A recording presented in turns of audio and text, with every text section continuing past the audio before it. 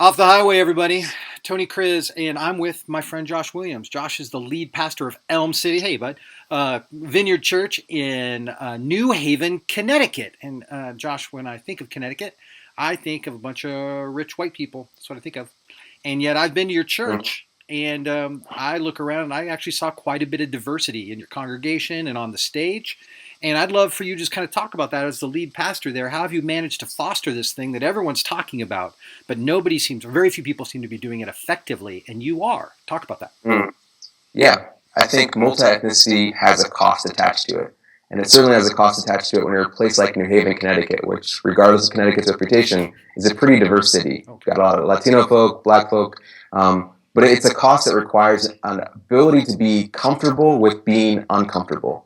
Technically, being multi-ethnic means that you have 80% majority and 20% minority. And you think that's pretty easy to come by. And maybe it is in numbers in some places, but actually those numbers are really hard. Because to do that, you have to have a community that's comfortable with a leader and leadership that's going to get messy. It's going to have hard conversations. And that number actually represents stories of people who come to your church who might not feel comfortable with the music at first, might not feel comfortable not seeing themselves represented in announcements, in teaching, in worship.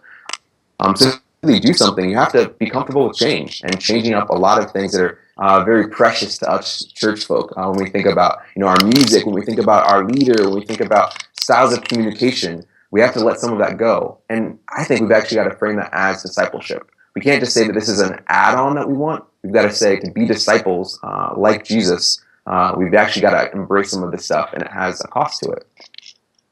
Were you the one who planted the church? Were you the pastor that planted the church?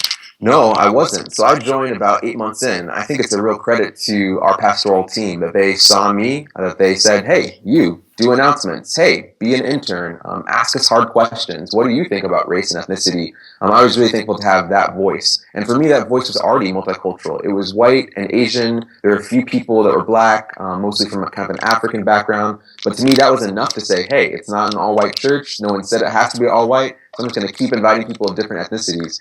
So I invited people who are Latino, people who are Black, and what I had to say to them is, listen, guys, this might not be, this church might not reflect your group of friends right now, but it represents a community that's open, that's having this conversation about multi-ethnicity, and I think that's incredibly important. And people said, you know what, I'm willing to trust you, I'm willing to go. And then now the church is full of people, and they're not just my friends. They're people that have said, this church feels like home, this church feels uncomfortable, but it feels like a safe place to be uncomfortable. And I think that started from the vision of wanting to be multicultural, but when they couldn't produce the faces and the stories that made it multicultural, what they did was they said, well, let's just be down for it in terms of a challenge and cast that vision. And so for anyone that wants that for their church, I'd say start praying about it, start reflecting on it, bringing people into leadership, but really just never lose sight of the vision. Because I've had churches that have been about 25 years old, and they said, at year 25, we made it. But it's because they had the vision for it year 2, 3, 4. So I think we just have to kind of stay on the long road for this, but also,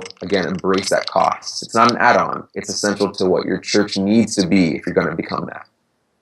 Yeah, and I know this is just anecdotal, but the guy who planted the church was white. He's still at the church. He's still a contributing pastor, but you're the lead pastor here in year 8. You're the lead pastor. I think that's really great. Hey, everybody, that's Josh Williams. Incredible wealth of wisdom. Appreciate you taking the time to be here, everybody. And this is Off the Highway.